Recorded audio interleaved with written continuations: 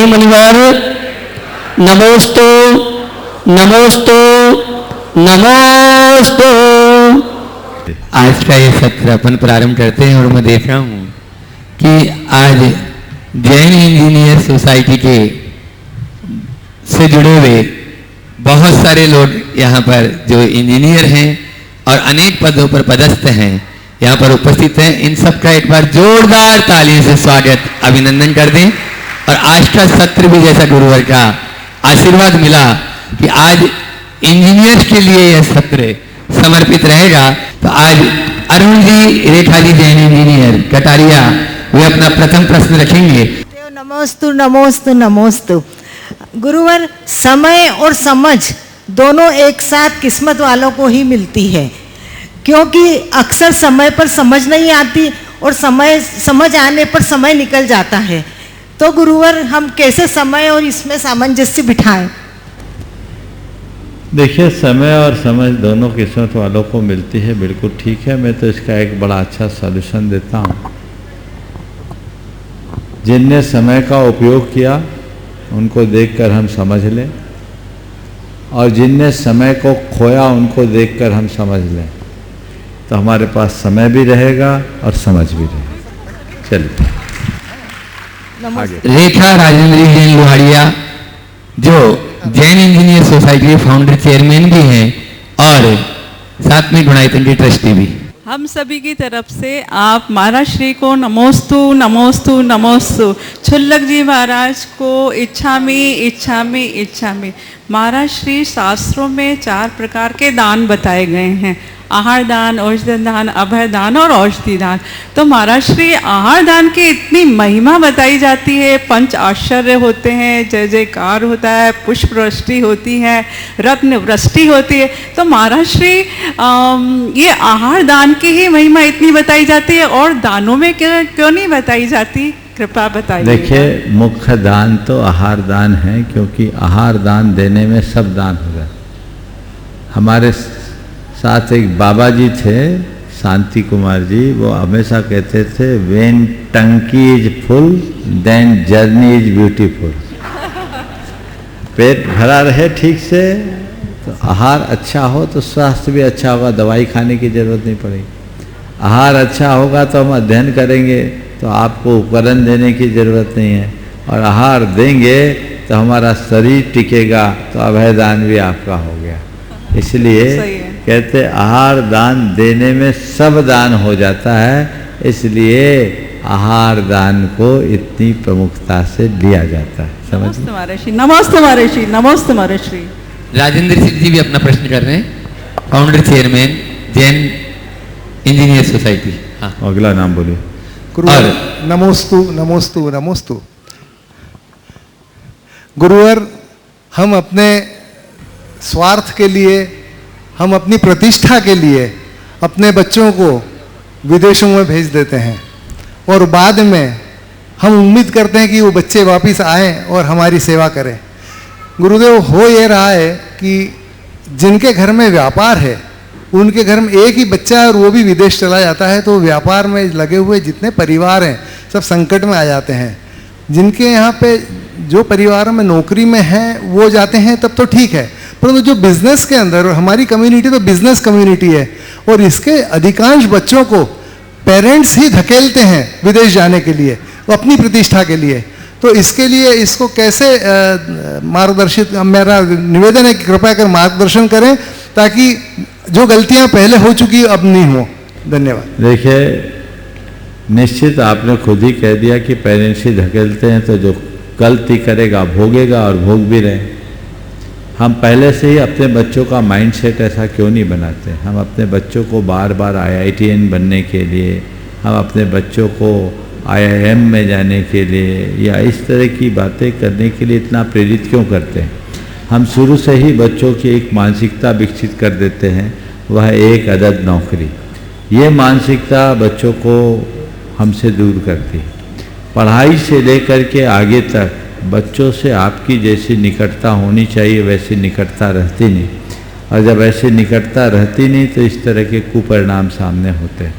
तो सबसे पहले बच्चों की आपसे निकटता होनी चाहिए, और पढ़ाई के साथ जीवन का मूलभूत ध्येय होना चाहिए। नौकरी कब करना चाहिए? जब हमारे पास जीविका का कोई दूसरा आधार नहीं। जिनके पास स्वयं की जीविका का सशक्त आधार है, जो 10 को नौकरी देने में समर्थ है, वो किसी का नौकर क्यों बने? तो ये प्रयास पहले से करना चाहिए। दूसरी बात, अब आने वाले दिनों में तो नौकरी में ऐसे भी स्थिरता नहीं है। एआई के युग में जिस तरह से टेक्नोलॉजी का विस्तार हो रहा है, एक साथ गूगल जैसी कंपनी हजारों हजार को बाहर करती है, सबके गर्दन पर तलवार लटकी है, कब क्या हो जाए पता नहीं। ये बच्चों को समझाना चाहिए कि बेटे, नौकरी में हमेशा तलवार लटकी है, व्यापार में तू अपना शहंशाह होगा। उनको उसके लिए उस तरीके से मानसिक रूप से तैयार करें, और यदि ऐसी तैयारी होती है तो बहुत अच्छा होता है। ये तो एक बात हुई। पर दूसरी बात मैं आपसे कहता हूँ, माँ बाप ये अपेक्षा क्यों रखते हैं कि मेरा बेटा बुढ़ापे में मेरा साथी बने, बुढ़ापे की लाठी बने? ऐसा क्यों सोचते हैं? ऐसा क्यों नहीं सोचते कि मैं ऐसा जीवन जीऊँ, ऐसा जीवन जीऊँ कि मुझे बुढ़ापे की लाठी की जरूरत ही ना पड़े? स्वावलंबी बनिए, पराधीन क्यों बनते हैं? अपने बुढ़ापे को वरदान बनाइए, अभिशाप बनने से बचिए।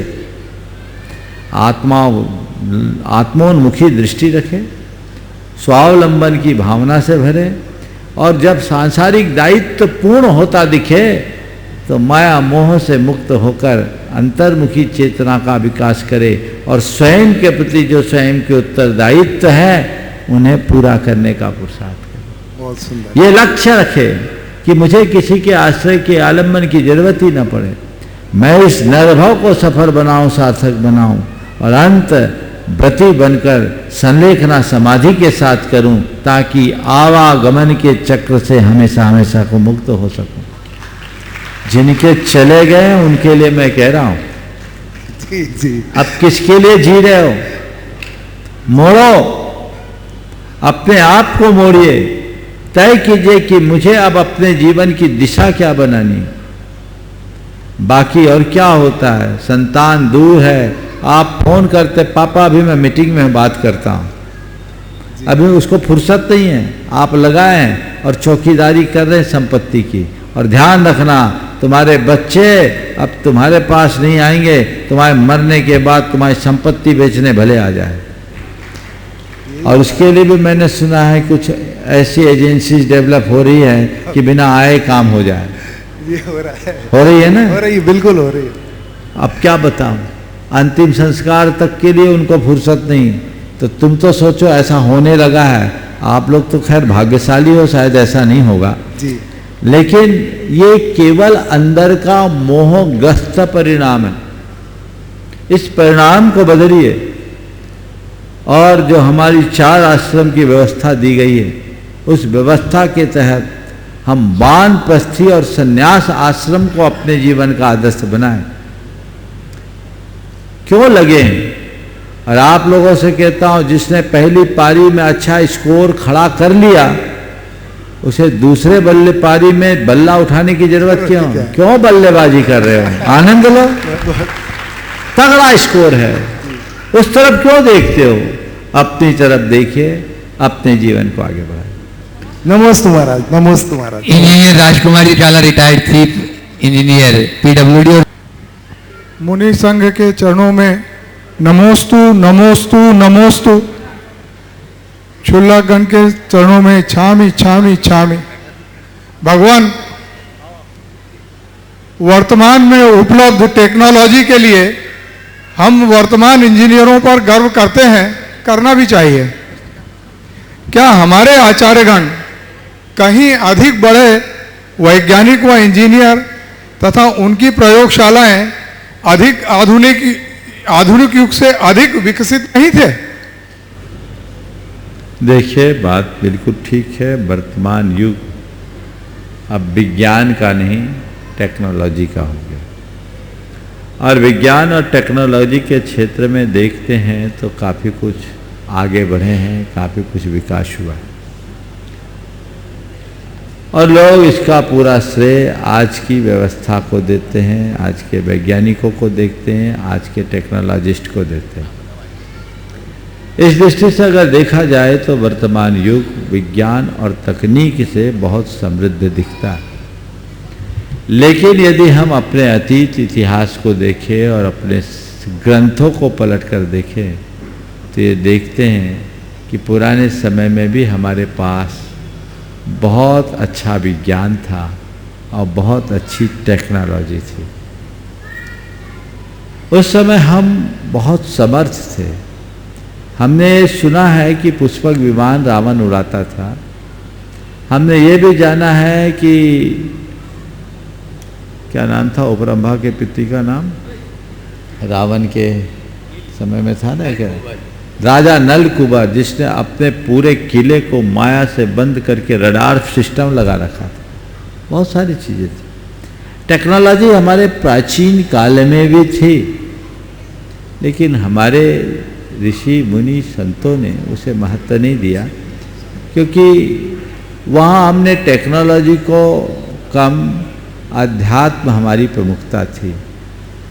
और यही कारण था कि हमारे समाज में मनुष्यों का एक वर्ग था जिसे विद्याधर कहा जाता है। विद्याधर समुदाय मनुष्यों का वह समुदाय होता था जिसके पास जन्मजात टेक्नोलॉजी रहती थी, लेकिन वो विद्याधरों को भी वो टेक्नोलॉजी में सुख नहीं दिखता था, क्योंकि आज भी दिख रहा है टेक्नोलॉजी समस्याएं बन रही है, और एआई को लेकर के तो आप लोग रोज चिंताएं प्रकट करें। तो अंत में अपनी सारी विद्याओं का परित्याग करके वो मुनि बनते थे। मुनि बनने के लिए उसको त्यागना पड़ता था, क्योंकि ये टेक्नोलॉजी से ऊंची अध्यात्म की टेक्निक है, इसलिए इसको छोड़ना होगा। तो टेक्नोलॉजी प्राचीन काल में भी थी, आज थोड़ी अलग हो गई। 1987 में हम लोग देवगढ़ में थे। देवगढ़ का जो मुख्य मंदिर, उसके शिखर पर जो लगभग 60 फीट हाइट का है, अमलासार रखा था। अमलासार जिसके ऊपर कलश रखा जाता है, वो लगभग 2 मीटर व्यास का और लगभग 1 मीटर मोटा पत्थर, 1 मीटर नहीं तो 2.5 से 3 फीट मोटा तो होगा ही। मैंने दूर से देख के गुरुदेव से पूछा, गुरुदेव कैसे चढ़ाया होगा इतने बड़े शिलाखंड को इतने ऊपर? उस समय तो कोई क्रेन नहीं थी। कैसे चढ़ाया होगा? उस समय तो कोई क्रेन नहीं थी। गुरुदेव ने फट से कहा, क्रेन नहीं थी तो क्या हुआ, आदमी के पास ब्रेन तो था, ब्रेन से चढ़ा। वो एक टेक्निक थी ना, थी कि नहीं? हाँ, आज सब ऑटोमेशन में है, उस समय मैनुअल था। अंतर है, लेकिन तब मनुष्य इतना समर्थ था कि वो यंत्रवत काम करता था। यंत्रों की उसे जरूरत नहीं थी, यंत्रवत काम करता था, यंत्रों की जरूरत नहीं थी। और आज टेक्नोलॉजी के अधीन होने से ये हो गया कि 2 और 3, 5 जोड़ने के लिए कैलकुलेटर होना, वो यंत्र के अधीन हो गया। यंत्रवत काम करने में ऊर्जा बढ़ती है और यंत्राधीन होने से हम शिथिल होते हैं।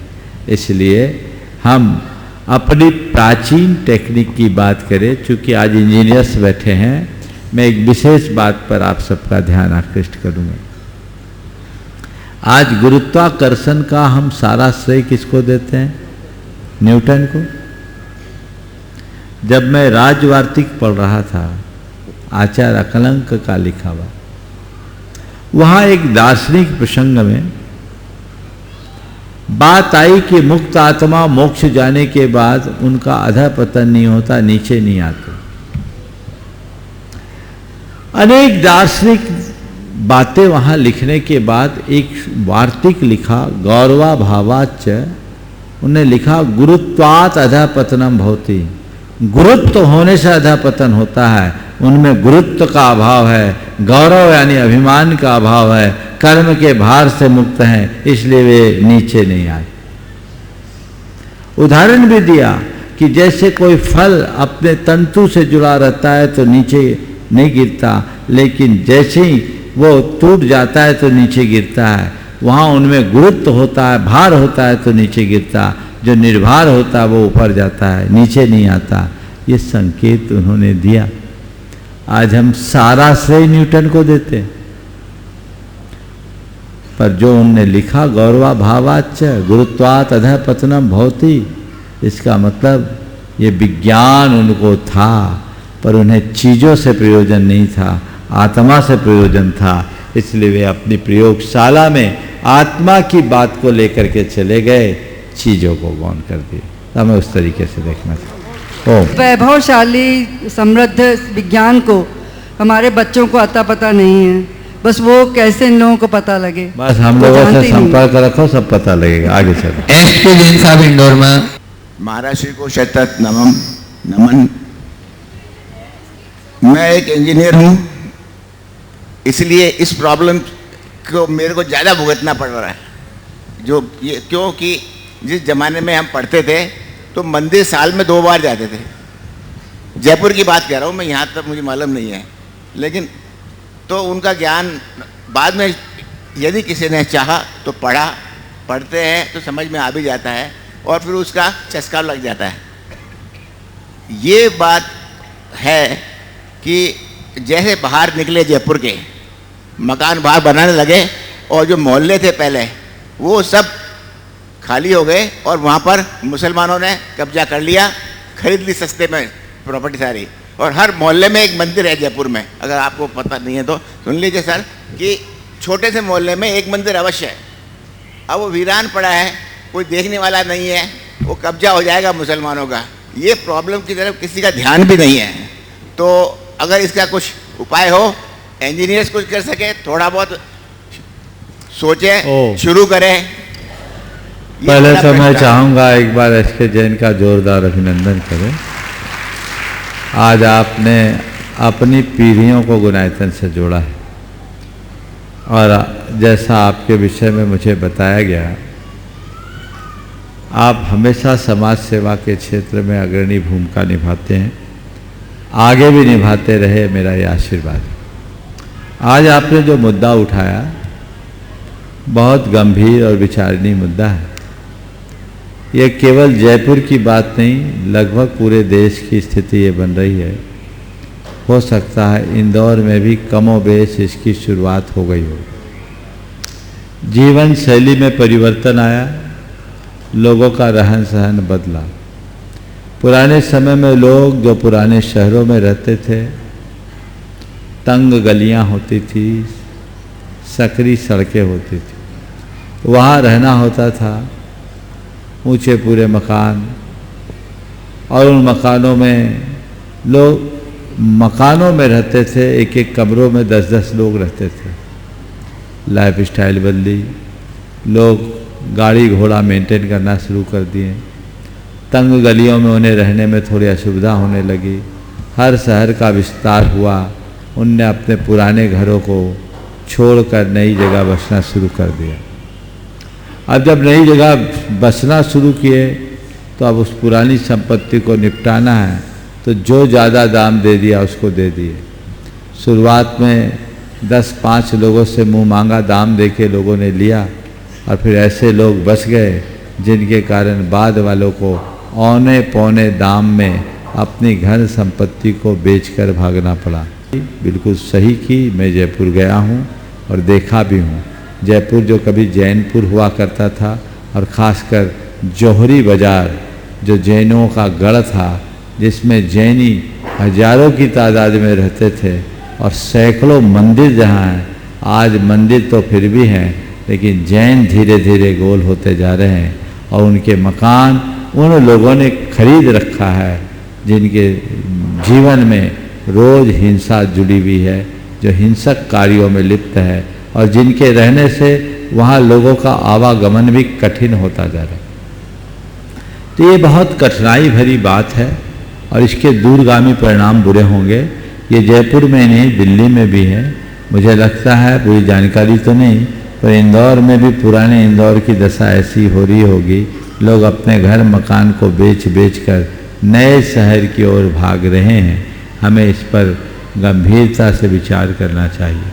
बदली हुई जीवन शैली को देखते हुए लोग बाहर न जाए, शायद ये संभव नहीं दिखता, लेकिन लोग कितने भी बाहर जाए, हमारे मंदिर के आसपास के सारे मकान सुरक्षित रहे, ये उपाय हो सकता है। और उसके लिए मुझे 2-3 उपाय समझ में आ रहे हैं।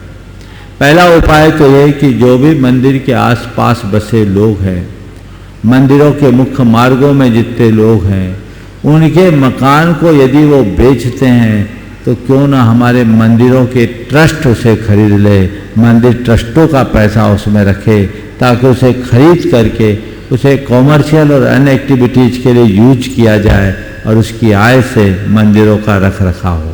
ये पहली पहल करनी चाहिए। मैं सभी मंदिर कमेटियों के लोगों को ये संदेश देना चाहता हूँ कि अगर आपके पास पैसा है तो आप उसे खरीदो, और यदि मंदिर कमेटी लेने में असमर्थ है तो हमारे समाज के कतिपय समर्थ लोग आगे आ जाए और उन्हें क्रय करके खरीद ले, ताकि वहाँ व्यवस्था बने। दूसरा, ऐसे इलाकों में हम अपने समाज के बच्चों के पढ़ाई लिखाई के लिए हॉस्टल्स वगैरह की शुरुआत कर दे, उन भवनों को खरीदे और उनका नवीनीकरण करके हम वहाँ बच्चों के लिए छात्रावास बना दें। वर्किंग लोगों के लिए हॉस्टल्स की व्यवस्था कर दे, तो हमारे मंदिर सुरक्षित रहेंगे और हमारे भगवानों की रोज पूजा अर्चा भी होते रहेगी। इसी तरीके से यदि हम उन स्थानों में यदि सुविधा बने तो शिक्षण संस्थान भी खोल सकते हैं।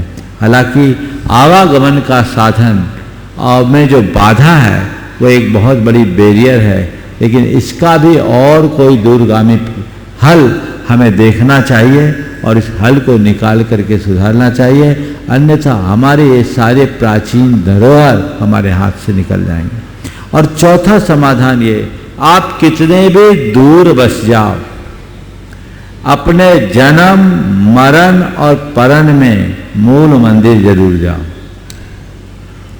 अपने घर के जो भी मांगलिक कार्य और क्रियाएं हैं वो उन्हीं मंदिरों में करें जिससे आपकी जड़ जुड़ी। सामाजिक स्तर पर जितने बड़े आयोजन हैं वो वहीं करें ताकि जड़ें जुड़ी रहे। यदि ऐसा करेंगे तो हम 25-50 साल तक अपनी इस व्यवस्था को और आगे खींच पाएंगे, लेकिन इस पर और गंभीरता से विचार करना चाहिए और इसका दीर्घकालिक हल ढूंढना चाहिए। Vijay Kumar ji Jain, retired chairman pollution board. नमोस्तु नमोस्तु नमोस्तु। चुल्लक जी के चरणों में इच्छामी। महाराज श्री, हमने अखबार में पढ़ा कि वक्फ बोर्ड के पास 1950 में कुछ जो जमीन थी वो अब बढ़ के 3700 गुनी बढ़ गई है। मैं समझता 3700 गुनी बढ़ गई है। महाराज जी, मैं समझता हूँ जैन समाज जो मुस्लिम समाज का 40 गुना कम है, उसको भी इस दिशा में आगे करना चाहिए। मुझे जानकारी नहीं है कि जैन समाज को ये पास कोई रिकॉर्ड है कि 1950 में उनके जैन क्षेत्रों में कितनी जगह थी, आज कितनी है। महाराज श्री, मैं ये जरूर कहना चाहूँगा कि अब जैन समाज को उठना चाहिए और ऐसी व्यवस्था करना चाहिए कि हमारे तीर्थ क्षेत्र न केवल सुरक्षित रहें, संरक्षित रहें, और वहाँ हम इस तरह की व्यवस्था करें। हम वनीकरण कर सकते हैं, औषधि के प्लांट लगा सकते हैं, हरित में बढ़ा सकते हैं। महाराज जी, आपने जो कहा कि हमारे आखिरी समय के लिए ऐसे ये क्षेत्र बन सकते हैं जहां हम वानप्रस्थ ग्रहण कर सकते हैं। बहुत उत्तम प्रस्ताव है वीके जैन साहब का, और इस पर गंभीर चिंतन होना चाहिए। और इससे पहले मैं ये कहूँगा कि पूरी समाज हमारी जो संपत्तियाँ हैं उसको डिजिटलाइज करें, उनके सारे पेपर्स को ठीक करें। आज भी बहुत सारे मंदिर और उससे जुड़ी हुई संपत्तियों में पेपर्स का अभाव दिखता है। यदि हम इन सब को ठीक करते हैं तो हम अपनी सारी परिसंपत्तियों को सुरक्षित कर सकते हैं।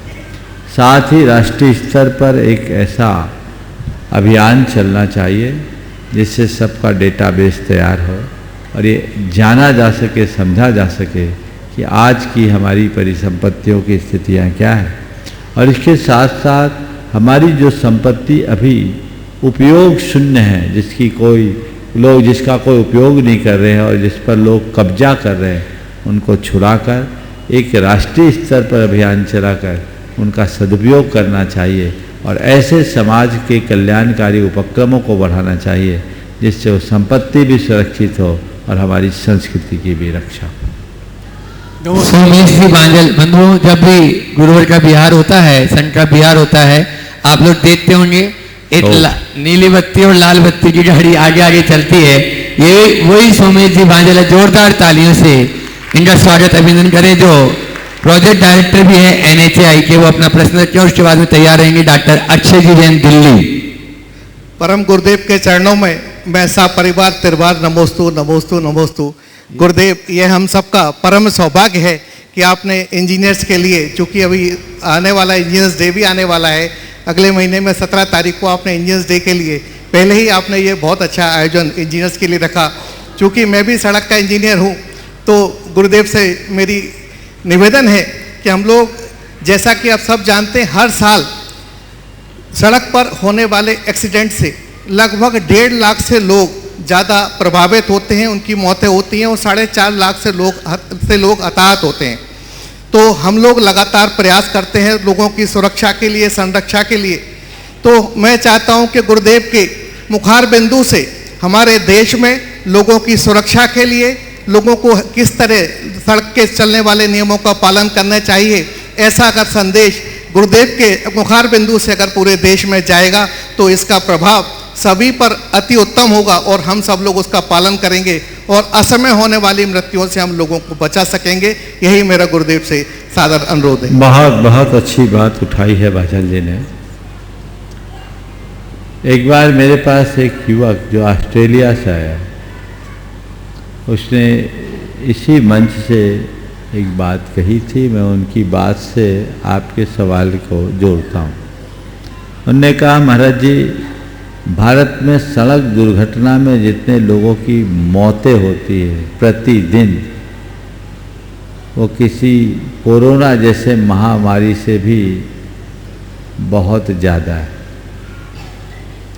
और उन्होंने कहा कि ऑस्ट्रेलिया में मैं रहता हूँ, वहाँ इस तरह की दुर्घटनाएं न के बराबर होती है और दुर्घटनाएं होती भी है तो कैजुअलिटी कम से कम होती। उसका कारण बताया कि वहाँ लोग सुरक्षा के प्रावधानों का पूर्णतः पालन करते हैं और भारत में अपवाद स्वरूप ही लोग ऐसा करते हैं। आज भी आप देखिए तो 2 व्हीलर पे हेलमेट तो शायद ही किसी को लगा दिखेगा, लगाएंगे भी तो पुलिस के डंडे के डर से। आप लोग गाड़ी में चलते हैं, ड्राइविंग सीट पर बैठे हैं, पीछे बैठे हैं, गाड़ी में सारे प्रोविजंस भी हैं, लेकिन सीट बेल्ट का प्रयोग बहुत कम लोग करते हैं। तो मेरी पहली सलाह तो आप सबसे है कि आप जब भी कहीं यात्रा में जाएं तो सुरक्षा के प्रावधानों का पूर्णतः पालन करें और गाड़ी चलाते समय इस बात को याद रखें। थोड़ा बच्चों को शांत करें, कहीं कोई मेरी प्रतीक्षा भी कर रहा है, इस बात को कभी ना भूलें। ये प्रावधान होना चाहिए और आपके पढ़े लिखे होने का यही प्रमाण भी है। ये सबको ध्यान देना चाहिए। दूसरी बात एक सलाह दूंगा, जो बड़ी दुर्घटनाएं होती है वो पूरी रात 4 व्हीलर की जर्नी में होती है। दुर्घटना के 3 आधार: नींद, नशा और तेज रफ्तार। आप पूरी रात जर्नी से बचिए, ओवरनाइट मत चलिए। अगर आपको चलना बहुत जरूरी है तो ट्रेन या बसों से चले जाइए, पर 4 व्हीलर से पूरी रात की जर्नी न करें। मैंने अपनी आंखों से एक घर से एक साथ 5-5 अर्थी उठते देखी है। नींद का झोंका आया और भयानक दुर्घटनाएं हुई। लोग नाइट सेव करना चाहते हैं, मैं आपसे लाइफ सेव करने की बात करता हूँ। Save the life. मैं तो अपने से जुड़े हुए लोगों को नियम दिलाता हूँ कि आप पूरी रात 4 व्हीलर से मत चलिए। आप अपनी जब भी यात्रा के लिए निकलिए ऐसी प्लानिंग कीजिए कि 11-12 बजे रात तक आप कोई ठिकाने रुक जाए। 12 से 5 सोएं, रात भागने के लिए नहीं, रात जागने के लिए नहीं, रात सोने के लिए। आप कह सकते हैं हमारे साथ एक नहीं 2 ड्राइवर है, तुम्हें नींद ना आए कोई दिक्कत नहीं, सामने वाले को आ जाए कौन रोक सकता। तो ये जागरूकता होनी चाहिए, मैं आप लोगों से भी कहता हूँ और जितने लोग इस कार्यक्रम को देख सुन रहे हैं उनसे भी कहता हूँ, यदि अपने और अपने परिवार की सुरक्षा चाहते हो तो आप सुरक्षा के प्रावधानों का अच्छे से पालन करें और पूरी रात 4 पहिए वाहन से यात्रा करना बंद करें। अब तो सब जगह चार्टेड बसेज उपलब्ध है, ट्रेन की सुविधाएं उपलब्ध है, फ्लाइट की फैसिलिटीज है, आप क्यों नहीं उनका उपयोग करते हैं? भागिए मत, प्लानिंग कीजिए, ठीक तरीके से प्लान करके काम कीजिए ताकि आप सुरक्षित रह सके और इस प्रकार की दुर्घटनाओं से बचा जा सके। बच्चों को भी इस विषय में जागरूक करने की आवश्यकता और अपेक्षा है। बहुत बहुत डॉक्टर अक्षय जी, दिल्ली। सर्वप्रथम गुरु चरणों में सत्संग त्रिकाल त्रंबारंबार नमोस्तु नमोस्तु नमोस्तु निवेदित करता हूँ। महाराज साहब, आज मैं खुद को बड़ा पुण्यशाली महसूस कर रहा हूँ। 2005 में आपने बड़ौत में चतुर्मास किया था, वहाँ पर पंच कल्याणक प्रतिष्ठा कराई थी। उसके बाद आया तो मैं महाराज साहब इंदौर में मुद्रा उत्सव में था, पर ये उत्सव देखने का जो मुझे सौभाग्य मिला उससे मैं बड़ा अभिभूत हूँ। महाराज साहब, आज हमने गुणायतन में जो आप समूह शरण की रचना करा रहे हैं उसका प्रतीकात्मक समूह शरण का रूप देखा चलचित्र में। महाराज साहब, ये तो मुझे याद नहीं है कि कभी भगवान के समूह शरण में किसी भव में मुझे जाने का सौभाग्य मिला या नहीं मिला, परंतु आज आपके समूह शरण में बैठा हूँ, बहुत सुंदर लग रहा है। महाराज साहब, उस समय मेरे मन में एक प्रश्न आया कि उस समूह शरण में भव्य और अभव्य जीव सभी जाते हैं, परंतु अभव्य पहले कोटे में ही रुक जाते हैं, वहाँ की भव्यता में खो जाते हैं, और जो भव्य जीव होते हैं वो अंतिम कोटे में जाकर भगवान के दर्शन करते हैं। तो महाराज साहब, जो अभव्य जीव हैं, क्या उनको किसी भव में भगवान के समूह शरण में अंतिम कोटे में जाने का अवसर मिलता है या नहीं मिलता है? ये मेरी शंका है, कृपया समाधान करें। देखिए, अभव्य जीव का भवितव्य बुरा होता है और इसलिए उसे अंतिम कोठे में जाने का अवसर नहीं, समझिए। वो जाएगा ही नहीं, वो 7वीं भूमि से आगे नहीं जाएगा। अष्टम भूमि में केवल सम्यक दृष्टि जीव ही जाते हैं, क्योंकि अभव्य कभी भव्य नहीं बन सकता, इसलिए ऐसे। महाराज श्री, हमें कभी ये सौभाग्य प्राप्त हो सकता है? बस तुम तो यही मानो कि हम साक्षात समूह शरण में जा रहे, तो हो सकता नहीं, हो गया है। नमस्ते गुरुदेव, नमस्ते। हाँ, सुदृढ़ सागर जी महाराज जी के परिवार से आपके इंदौर के गौरव भी हैं, मनोज जी बाटलीवाल जो शिरोमणि संरक्षक है, और मोनित जी बाटलीवाल। परम पूज्य मुनिश्री, तीनों मुनिश्री के चरणों में सत नमन। छुल्लक जी के चरणों में इच्छामी। गुरुदेव, मेरा प्रश्न यह है कि हमें जो भी वैभव मिला है वो पूर्वकृत पुण्य के वजह से मिला है, तो वर्तमान में लौकिक जीवन में हमको पुरुषार्थ करना चाहिए या नहीं? बहुत अच्छा सवाल।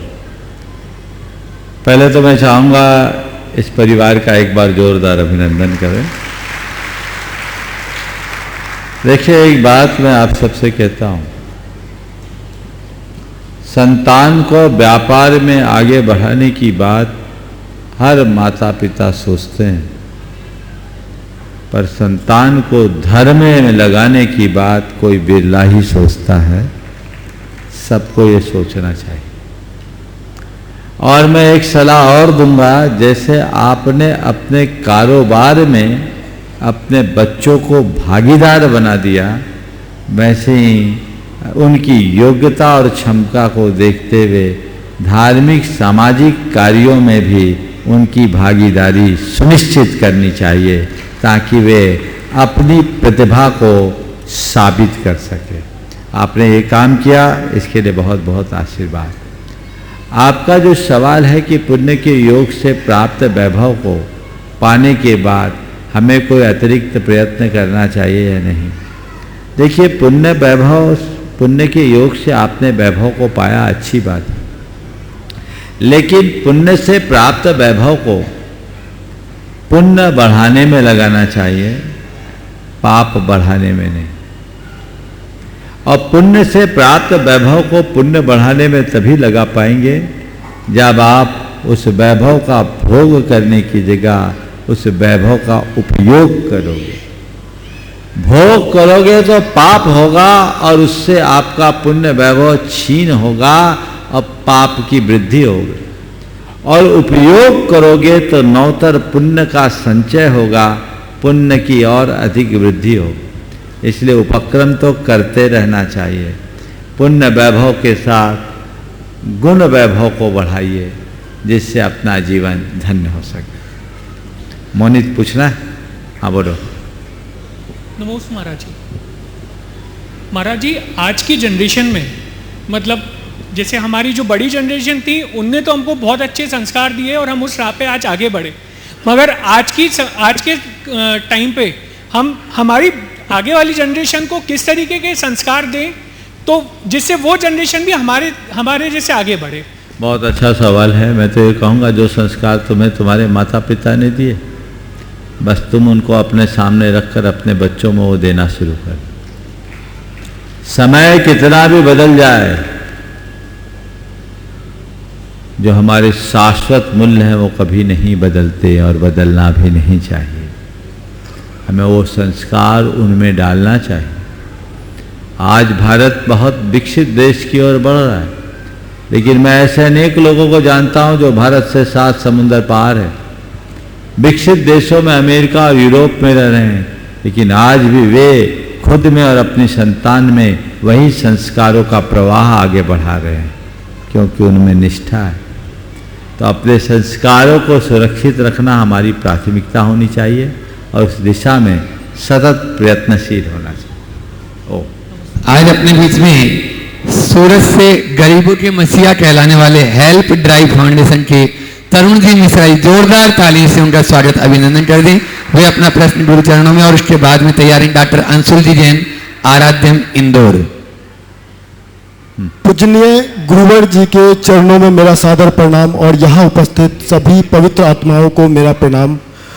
गुरुजी, आज मेरा जो प्रश्न है ये संबंध को लेकर है कि एक समय हम संबंध को लेके काफ़ी जटिल थे, संबंध की एक महत्वता को समझते थे और माँ बाप, बच्चे, बुजुर्ग सब में वो संबंध था। मेरा बॉर्न 1994 का है और गांव में मेरी परवरिश हुई है, तो मैंने वहाँ पे एक चीज़ देखा था उस समय और आज के समय में। गांव में कोई भी बुजुर्ग जब तक उसके शरीर में जान है वो सम्मान का पात्र होता था और उनकी लोग आदर करते थे, और कोई भी वृद्धाश्रम जैसा विकल्प किसी को पता नहीं था। आज भी शायद बहुत लोग नहीं जानते हैं कि ऐसा कोई व्यवस्था भी होता है।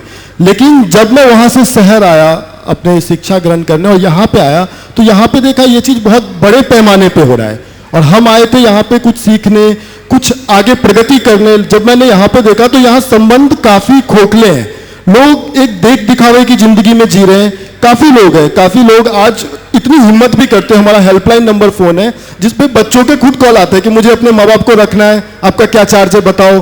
और बहुत सारी चीज़ें मैं ऐसी समाज में नोटिस कर रहा हूँ जहाँ पे संबंध कच्चे होते जा रहे हैं। एक हमारे यहाँ जो वर्कर होता है, मजदूर होता है, अगर वो सुनता है मेरे माँ बाप गाँव में बीमार है, वो तुरंत नौकरी की परवाह किए बिना भागता है और उनके समीप जाके बैठता है और उनके उपचार के लिए प्रयत्न करता है। लेकिन वही हम एक समाज में देखते हैं कि अगर वो सुनते हैं हमारे माँ बाप बीमार है, वो अपने ड्राइवर को, किसी नौकर को, किसी को भेजते हैं, आप जाओ वहाँ पे उनका उपचार कराओ। तो ये जो संबंध है, जो हम समय नहीं दे रहे हैं अपने संबंध में, चाहे बच्चों के लिए हो या माँ बाप के लिए हो, और उसके कारण जो आज ये व्यवस्था आ गई कि आज वृद्धाश्रमों की संख्या बढ़ती जा रही है दिन पर दिन और आगे भी बढ़ती ही रहेगी जिस तरह से अभी समस्याएं चल रही है। तो इस पे हमें गुरुवर क्या करना चाहिए? पहले तो मैं चाहूँगा एक बार तरुण भाई का जोरदार अभिनंदन करें। ये जो काम कर रहे हैं और जितनी सी झलक मैंने इनके काम की देखी, मुझे लगता है ये कोई साधारण काम नहीं, यह एक तपस्या है। यह एक तपस्या है। ऐसे लोगों को सहारा देना, ऐसे लोगों का संबल बनना जिनको अपनों ने ठुकराया है और जिनसे अपना कोई नाता नहीं, जो सड़क के किनारे हैं, विक्षिप्त, अर्धविक्षिप्त, पागल और भिखारी की तरह जीवन जी रहे हैं, उनको लाकर एक सम्मानजनक जीवन प्रदान करना अपने आप में बहुत बड़ी बात है। आप लोग ये जो कार्य कर रहे हैं ये प्रशंसनीय नहीं, अनुकरणीय है और हमें ऐसे लोगों का हाथ मजबूत करना चाहिए कि इनकी गहन संवेदनशील भावना की अभिव्यक्ति है। आपने जो सवाल किया बड़ा मौलिक है कि आज हमारे संबंध दिनों दिन बिगड़ रहे हैं। संबंध क्यों बिगड़ रहे हैं? संबंध केवल इसलिए बिगड़ रहे हैं क्योंकि हमारी सोच पूरी तरह अब पदार्थवादी होते जा रही है। पदार्थवादी सोच व्यक्ति को बुरी तरह आत्मकेंद्रित बना रही है। अब हम व्यक्तिनिष्ठ न होकर वस्तुनिष्ठ होते जा रहे हैं। हमारी सोच कंज्यूमरिज्म के पहल के अनुसार यूज एंड थ्रो जैसे हो रही है। चीज़ों को यूज करने के बाद फेंकना तो फिर भी ठीक लगता है, समझ में आता है, लेकिन व्यक्ति को भी जब चीज़ों की तरह यूज कर फेंकना शुरू कर दें तो ऐसा लगता है कि अब मनुष्यों में मनुष्यता जैसी कोई चीज़ नहीं बची। मुझे तो दिखता है कि आज के आदमियों की दशा कुत्तों से भी बदतर हो गई। एक कुत्ता जिसे बचपन में कोई 2 रोटी खिला दे तो पूरी ज़िंदगी उसके आगे दुम हिलाता है, लेकिन आदमी जिसने जन्म दिया उसको भी वृद्धाश्रम का रास्ता दिखा देता या सड़क के किनारे छोड़ देता। इससे बड़ी हैवानियत और क्या होगी? लोगों को जागना चाहिए, संबंधों का मूल्य समझना चाहिए। एक बात ध्यान रखना, संपत्ति मनुष्य के लिए बाहर से ताकतवर बनाती है, लेकिन उसकी असली ताकत उसके संबंध में है और वह तभी होगा जब हम प्रेमपूर्ण संबंधों को महत्व देंगे और प्रेम, परस्परता, बंधुत्व और आत्मीयता जैसे उदात्त जीवन मूल्यों को आत्मसात करेंगे।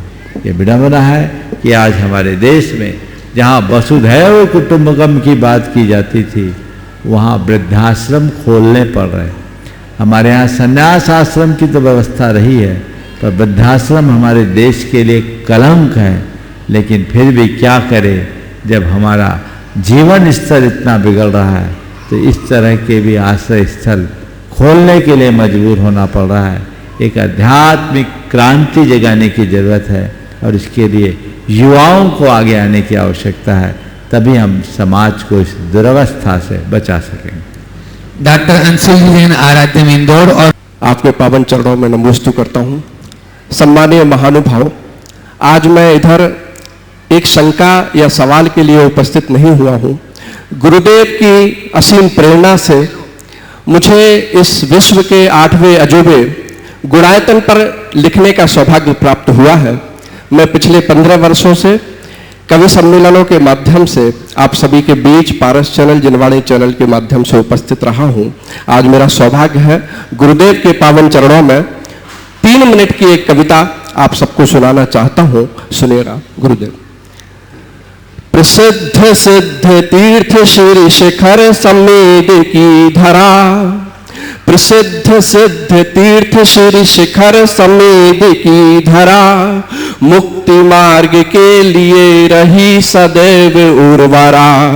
अनादि से अनंत काल तक इसी, अनादि से अनंत काल तक शिखर समेद से हुए अनंत जीव सिद्ध आयु कर्म भेद के।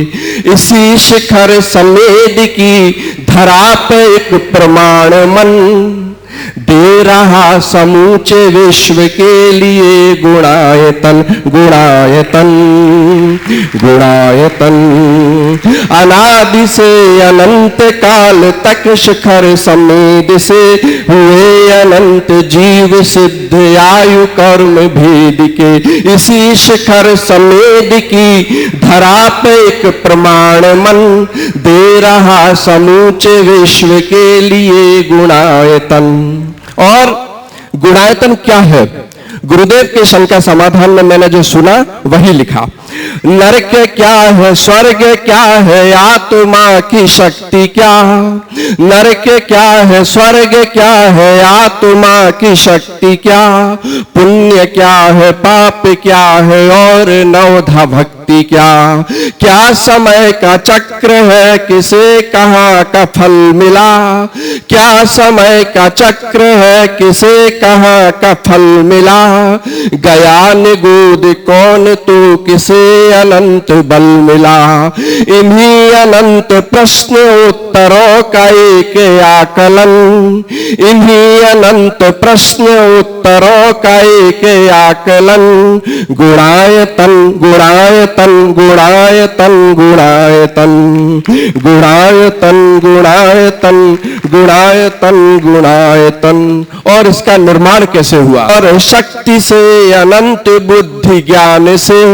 मैं चाहता हूं कि जहां भी मेरी बात अच्छी लगे आपके हाथ खुले।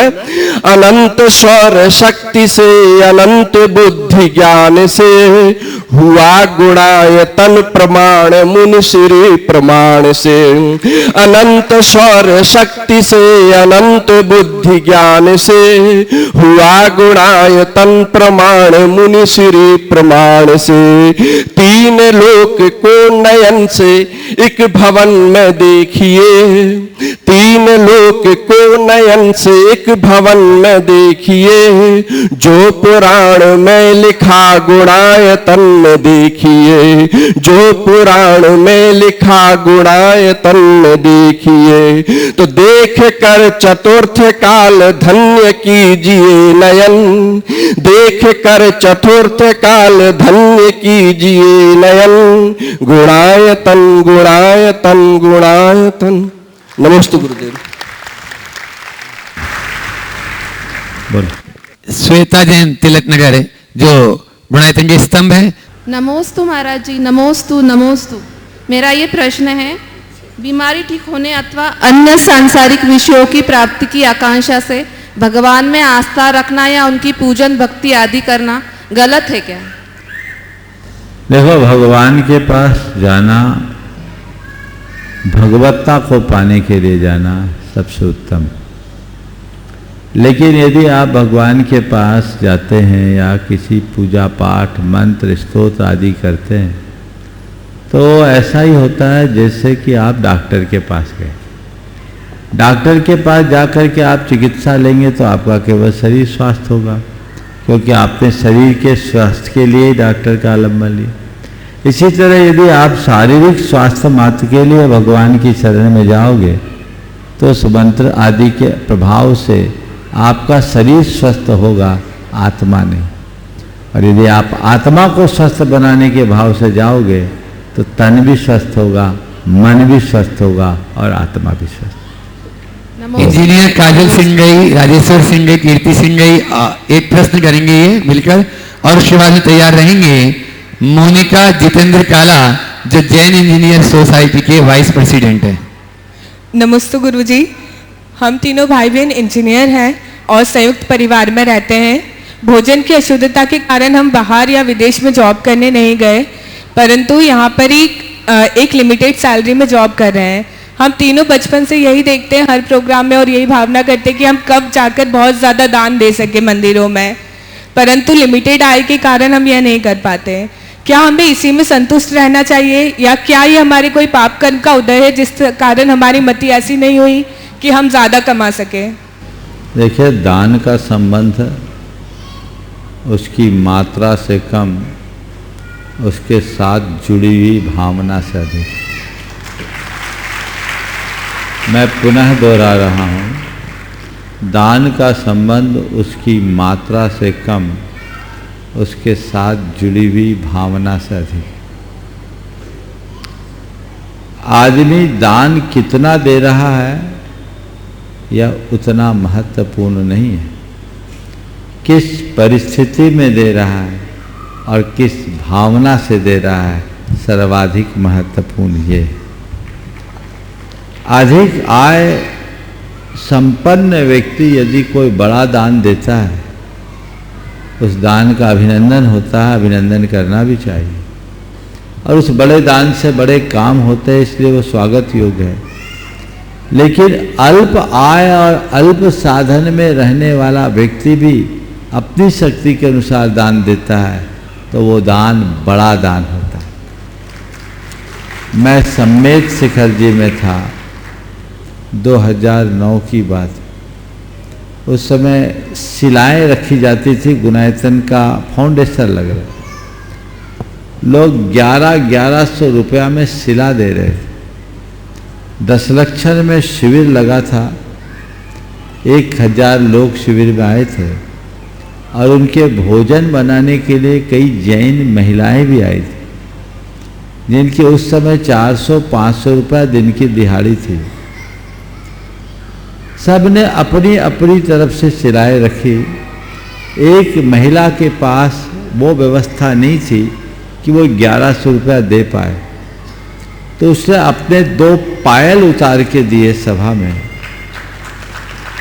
और निवेदन किया कि मेरी इच्छा है कि इस मंदिर के नींव में एक शिला मैं भी रखूं। उस समय चांदी सस्ती थी, 2 पायल के भी 1100 नहीं होते।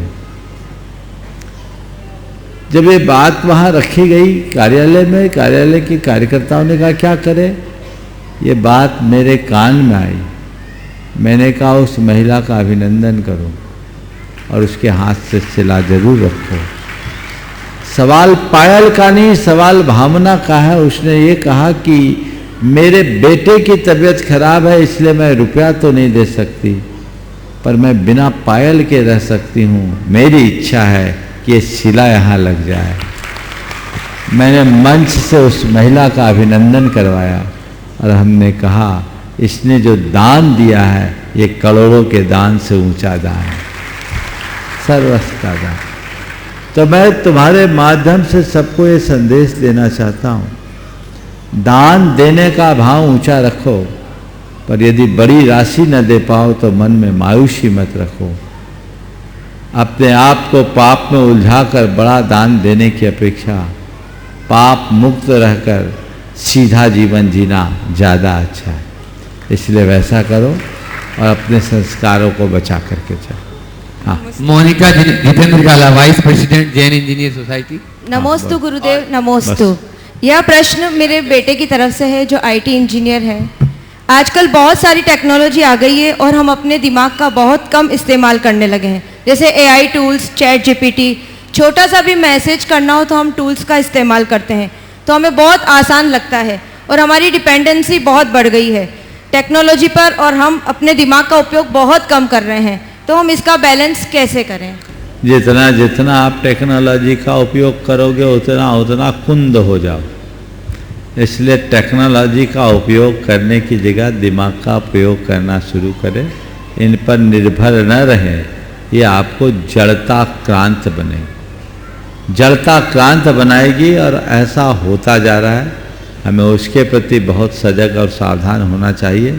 अभी थोड़ी देर पहले मैंने कहा 3 और 2 5 जोड़ने के लिए कैलकुलेटर हाथ में लेते हैं, और पुराने समय में महाजनी लोग महाजनी गणित में करोड़ों का हिसाब उंगलियों पर कर लेते। तो चीज़ें हमारे अंदर है, हम अपनी क्षमताओं को निखारने की कोशिश करें, अपने आप को यंत्राधीन बनाने से बचे। समय आप सबका हो गया, यहीं पर विराम। बोलिए परम पूज आचार्य गुरुवर श्री विद्यासागर जी महाराज की।